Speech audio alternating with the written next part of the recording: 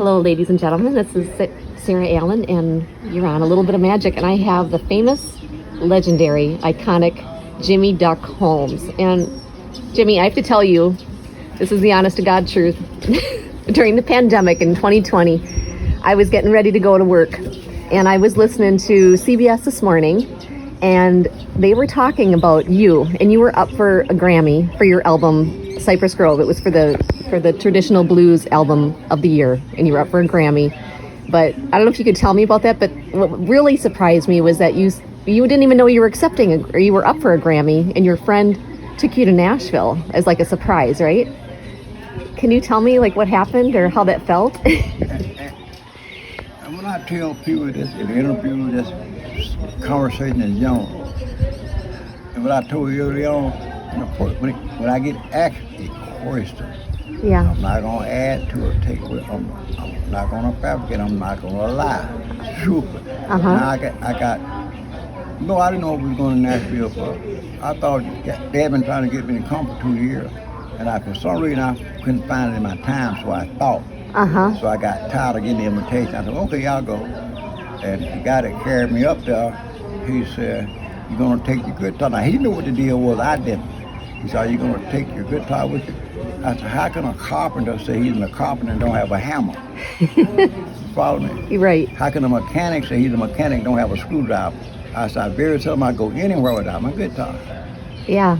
Went on to Nashville. Make a long story short, they had a 2 or 3 day recording session scheduled. I did it in about 3 hours.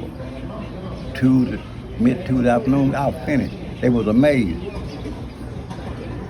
We done. Really? Normally they actually. Did you record an album there? Yeah, that's what Cypress Grove, most of it was done there. Oh, it was done in Nashville? And, right. Not all of it. A couple of the tracks we did hit the Blue Front, but my point is. You record here too? Part of it. Okay. And my point is, normally when you do a recording session, it'll ask you to do a particular track. Do this particular one again. Do this particular one again. I only did 1 track 2 times for them to choose what track they want. But my point is, in your lyric, when you tell the truth, you don't need to rehearse it. Yeah. Lyric-wise, I don't sing about nothing that I had an experience in life or I knew someone who did. That's why I was telling you earlier on, you don't have to rehearse the truth. Yeah. So do you plan ahead or it just comes right out of you?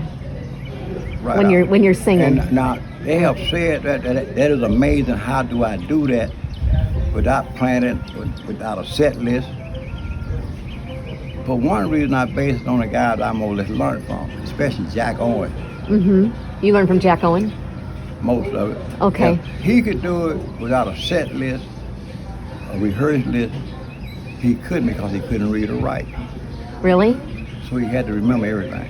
So I am modern day in time and can't do that. So I pattern after him. Now, very seldom I'll do the same song twice in one particular show. If I do it twice, it won't be done the same way the next time I do it. It's the same song, same lyrics, but it won't be organized the same way. Okay. And they say I don't know. They say that's the uniqueness about what I do. That's what makes you special.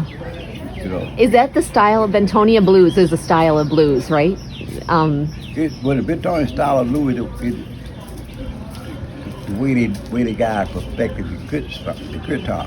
Okay. It's an open tuning, but it's a special technique that Henry Stuck and Jack Owen and Skip James, they did to set that particular sound apart from any other blues sound in the world. They call it hypnotic, haunting, like ghosts whispering through your guitar string. Some guy just did it. And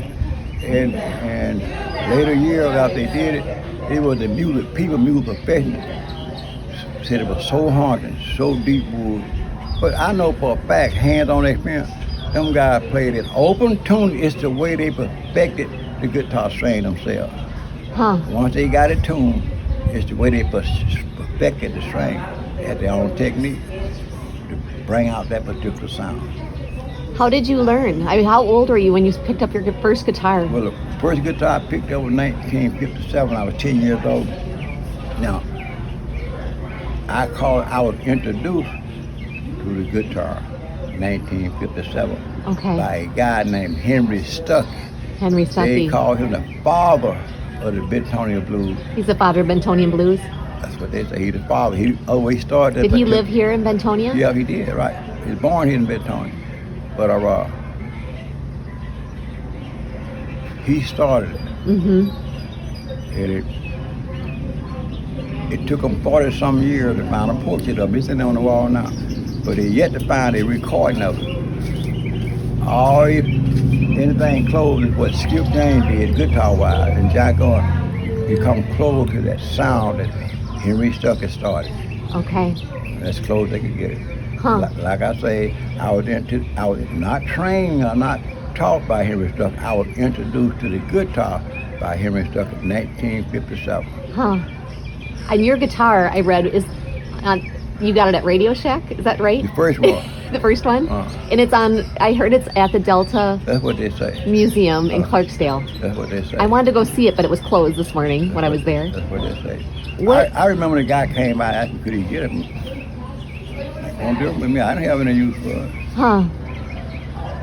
And what drew you to the blues? What drew you to become a musician? Anytime you're in a particular culture, long enough you're going to adjust or adapt to some of the things they're doing. Right. Bentonia was full of guitar players. Was it? Players, full of, daily basis, someone would come by the Blue Front to play guitar, blues music. And me being here a little boy, you're all kids right now is curious about what adults do. Right. And was your parents owned this, right? Right, right. When the Blue Front was in 1940. 1940. 1946. But they would come. Or 1948. In 1940, they would come back during that particular time. So my mom played. The guy that got famous, they would come playing here on weekends for tips. Okay. Your mom played too? No. I'm sorry. She made them welcome. Okay. And after I took over in 1970, the guys that was left would still come by, and we just get back in the corner and just jam. Wow. Not playing with no tips, we just jam. So it was just a party, if you want to call it that. I mean, it was something. It was like this could be weekdays in the morning. The guy that could play Tommy West, Cornelius Bright, Jake, all these guys was Bentonia Blues musicians. They would come by sometime and they said, "Boy, let's play something." We get back in the corner. Wow.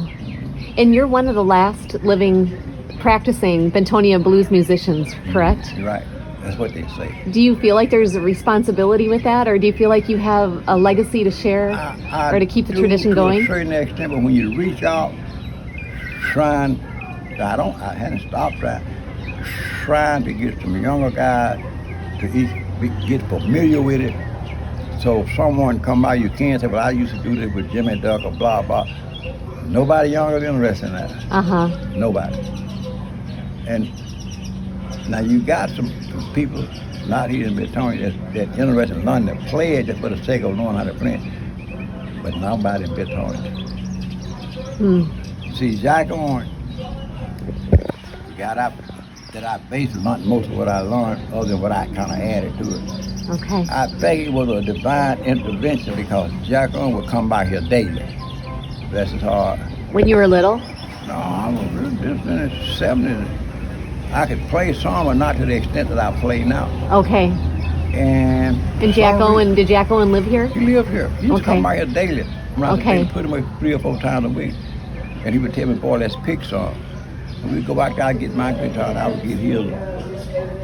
And he wanted me to learn it. I don't think he had nothing about the future. I want to make sure he knew it. But last time I remember, he told me in the conversation about particular music, he told me, "Boy, you got to learn this." He couldn't teach me. Really? You know what he told me? Now I know it had to be a divine intervention. He said, "Boy, you got to learn this."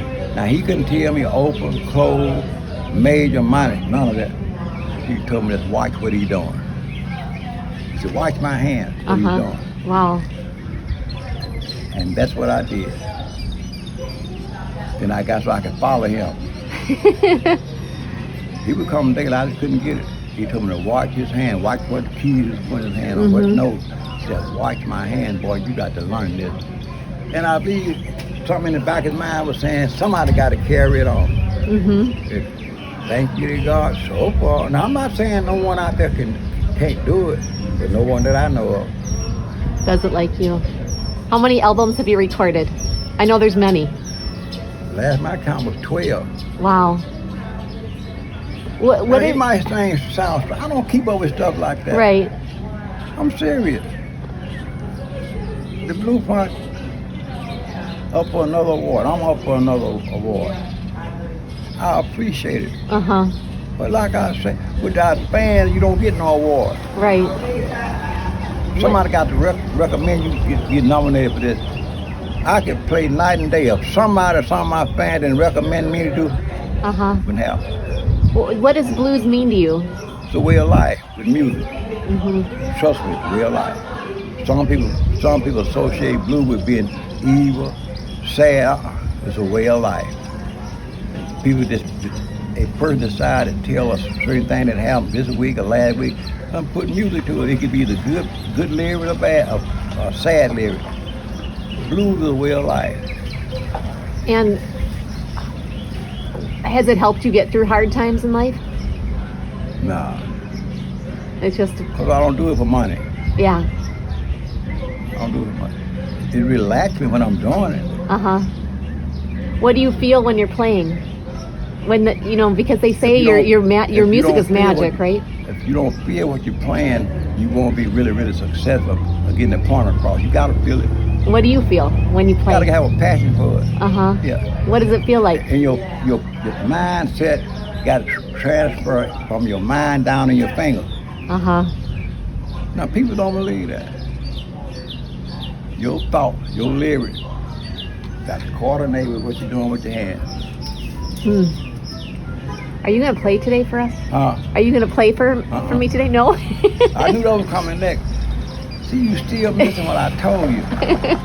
If I would do that, I'll be playing guitar all day, every day. Yeah. Now, I got another life besides that, besides guitar. I'm serious. I believe you. I know. It's just an honor to meet you, to be honest. I am very so pleased to meet you. I'm thankful. I'm grateful. Yeah. I was raised on a farm myself, and I read that my parents your parents had were a small farm, cattle, hog, cotton, corn, not a big farm. Nothing that the family couldn't work. It was a means of survival.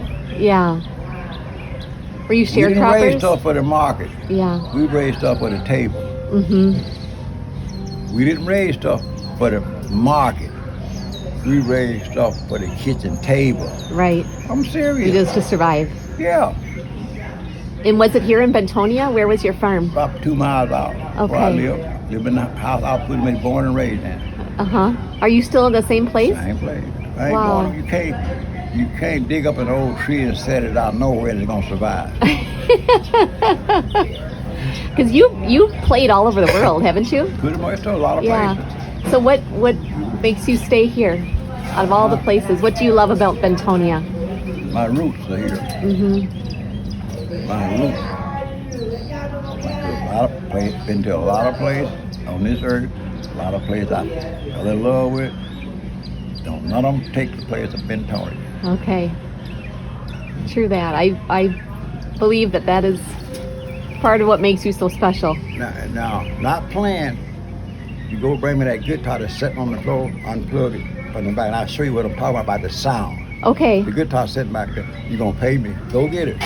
I'm going to go get it right now? Yeah. You see it sitting on the back. Unplug the cord. Where is it? You see it sitting back there. Unplug the cord. I have to unplug the cord? You see it's plugged in the back of the guitar. It's unplugged in the back of the guitar. Okay. I'm supposed to write him his guitar. You know where it is? This is his sister. Vivian. We have to unplug it. Okay. There you go, sweetie. Thank you. This is Jimmy Duck Holmes' guitar that I'm holding you. Okay. Is this the guitar? Yeah. Hope you can hear. This is so special. Ready? I'm ready.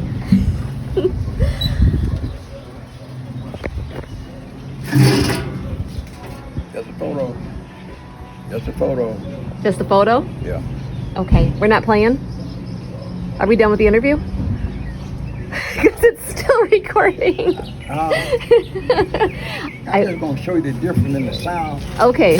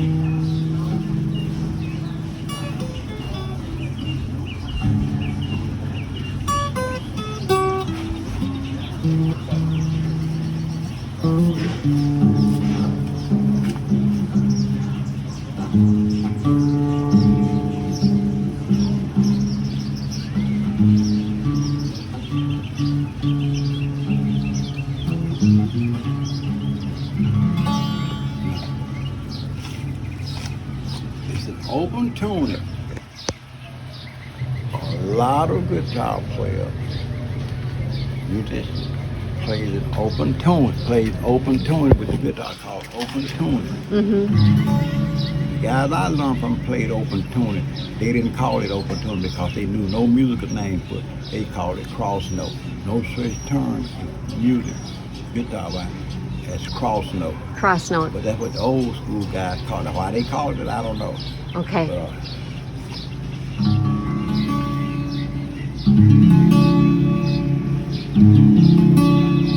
And when I go do stuff in the school, the young people who are interested in playing learning to play the guitar, learning to pick the guitar, it can be complicated. It can be complicated. And I give them a little encouragement. Open tuning, you probably don't know, doesn't call for a lot of finger picking. Doesn't call for a lot of finger picking. But of course you can, but you do just as well either starting off what they call strumming.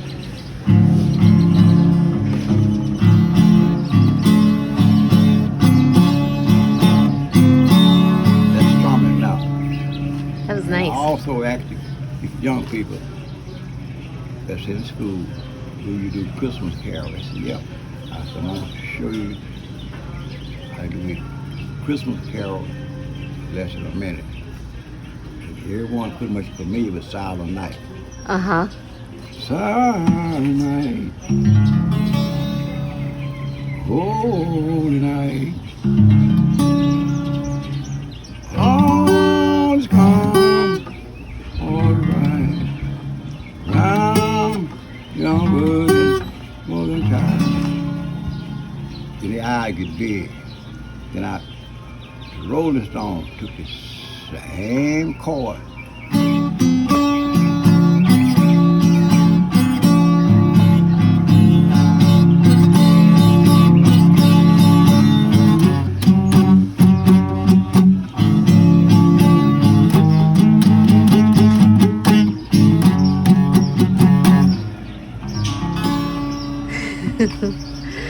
Now, here now. Horn can sound that the professionals try and try.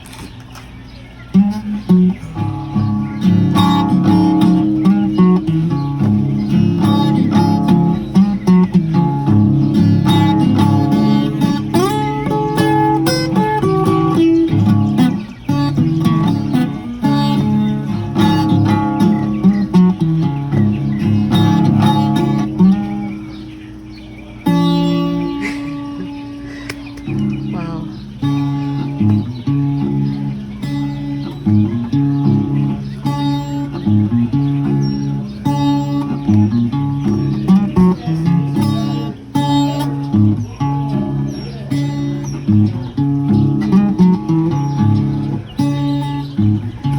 I'd rather be dead, Love that song. buried in some old Cypress Grove.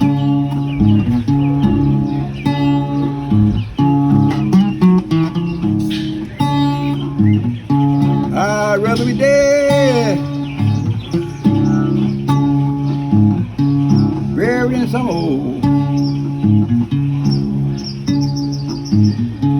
Cypress Grove. Had to have a woman I can't control. Woo!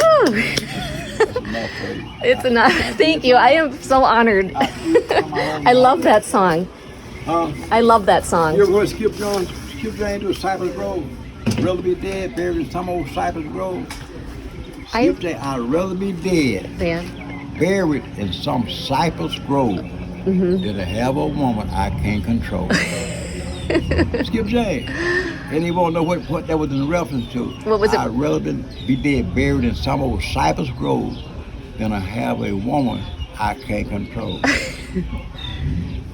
The story is, a cypress tree lives a long time. So he feel like if he get buried in that cypress grove, even he won't be alive physically, but he feel like as long as those cypress trees are there, he'll be there. By nature, cypress tree lives a long. Water don't hurt them. How long do they live? Woo. They won't grow nowhere but water. Is that right? Do we have any cypress trees in front of us here? I'd rather be dead, buried in some old cypress grove, than to have a woman I can't control. That was great. Yeah. I'm just gonna set it up. Thank you for playing that. This was worth just that. That was worth coming all the way from Oregon, driving all the way from Nashville, and coming here. Thank you so much. When you're trying to have it your way, this ain't Burger King. This ain't Burger King. You can have it your way. and that's the Burger King slogan, have it your way. Well, I had Burger King have fast food place. Burger King. I did have my first pickled pigfoot here at the Blue Front Café. There's a story behind that. See, people eat them. I don't. You don't eat? Is that from something from the South? You know the story behind that? What? It's pickle, vinegar, Uh-huh. dilutes alcohol. When those guys drank all that moonshine and felt nauseated, Yeah. people have a pig feet, not because they were hungry. The pig feet help sell the stomach Oh, out. that makes sense. It's the vinegar. Yeah, with the fat. Right. With the fat. Right. With the fat. Hey, I have another question. This Blue Front Cafe is the oldest juke joint in all of Mississippi that's still in operation. That's what Somebody just researched it. Oldest in the U.S. Oldest in the U.S.? They posted. Really? They posted. Just got posted this week. Wow. They've been researching it. They don't put that. When the state of the professor did it, they discovered the Blue Front Café is the oldest juke joint in America. Oldest juke joint in America. They posted it. Wow. Not just on personal website. Okay. That's amazing. Let me see if I can And pull it up. all right. And how would you define a juke joint? Because not everybody knows what that is. I'm going to tell you in a minute, just a minute. He's looking it up.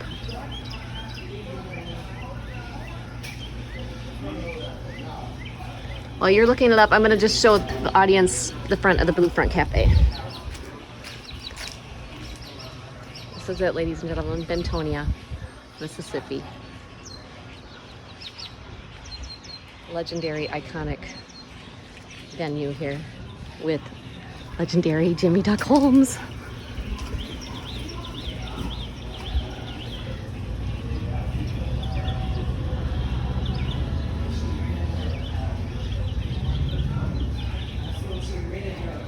We'll see what they say.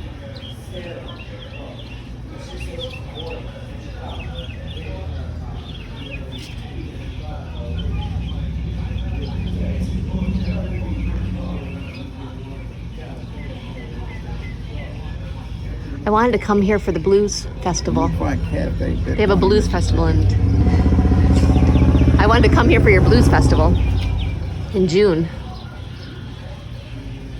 I thought I seen the post.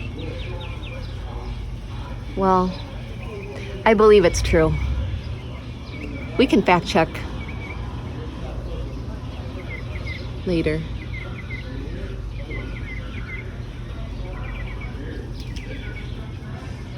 Your fingers are taken off by so much guitar, isn't it? Yeah, I had to keep them. Had to keep the dead skin picked off. But anyway, I believe it's true. Not me, because I don't know. They say it's the oldest juke joint in America, not Mississippi, in America. In America. What does a juke joint mean to you? One specifically differently, when I ask people, you know what a juke house is? Uh-huh. Yep, you know what a juke joint is? Yep. Do you know the difference? I didn't know it was a difference. Yes, it is. What is the difference? It was the same activity. Uh-huh. Drinking, dancing, party, music. Uh-huh. A juke joint was licensed by the state. A juke house could be your house where you set aside a place or area at your home to entertain people. You sold the same stuff, be the same thing, but most of your stuff was illegal. Oh, gotcha. A juke joint licensed by the state. A juke house could be pretty much with someone's resident. Uh-huh. Where they decide to use part of it to generate a few funds and help. And you didn't have no curfew. Are they charging at a juke house? Huh? Do they charge money at the juke house? No. You could go there, participate in some of the same activity. Most of the stuff like the selling beer and stuff like that they wasn't licensed by the state. Yeah. The Blue Front was a juke joint licensed by the state. I see. What is your favorite memory about this juke joint at the Blue Front Café? Do you have one of your favorite memories or what it means to you? And the memory lingers on right now. My mama raised 14 kids out of the Blue Front. You have 14 brothers, and there's 14 of you? 10 that she birthed, she raised 4 of us children because their mom died at a young age. Wow. And my mom decided she wasn't going to let them separate, so she took those 4 in. Wow. Blue Front. Yeah. Fed us. That means I can remember going home now one day. This is like your home. Right. This is your home. 99% of my time is spent here. I go home, sleep, take a bath, maybe eat. Yeah. 99% of my time is spent here. Been like it all my life. So this is more of your home than the home you sleep in, right? Exactly. Wow. And how do you want to be remembered? During my life, because you're a legend. I help people. How you help people? Not by my entertainment. Who did I help? That's it. Yeah. My dad always says that the most important thing in life is that you're a good person. Bottom line. And I tell you all the time, ain't no price tag on that. Mm-hmm. No price tag.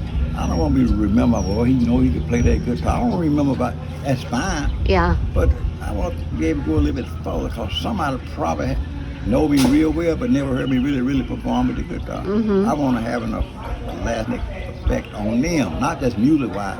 Right. Well, I think you've achieved that, would you say? I hope so. I believe so. Yeah, at least you took... Mike, you tell us if it's already paid for. Okay. Ham off. You know. Well, is there anything else you want to add to this interview? Tell me they can't take nobody's word for they got to come see for themselves.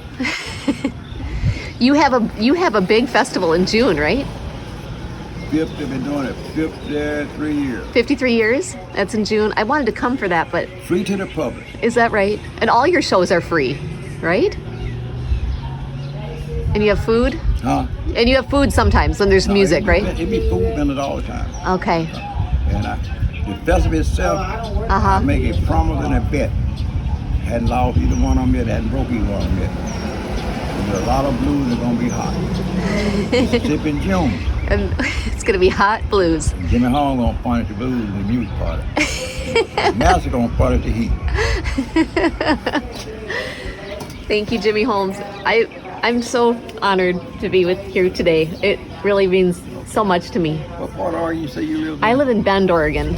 I'm in the high. Have you been to Oregon? Portland. You've been to Portland? I live about 3 hours from there, and it's the high desert. Oh, no. I've been to Portland. Is it Redmond, Oregon? Is it Redmond? I work in Redmond. Well, you know what I'm talking about? Yes, I'm a doctor of Chinese medicine. I do acupuncture, and I practice in Redmond, Oregon. I played a festival there for them 3 or 4 years ago. What was the name of that festival? Was it the Farewell Festival? Huh? Was it the Farewell Festival? No. Well, one I played, the last one they did. Are you still traveling to play? Yeah.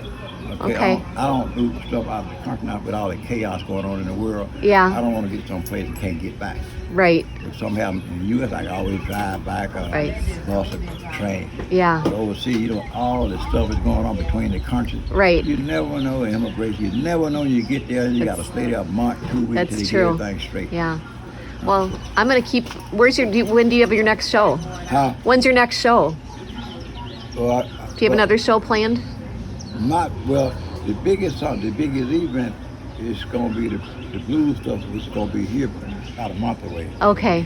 And after that, I go to Biloxi to receive another award. Another award. What award is that? They call it the Hooker Award. The Hooker? Award. Okay. And,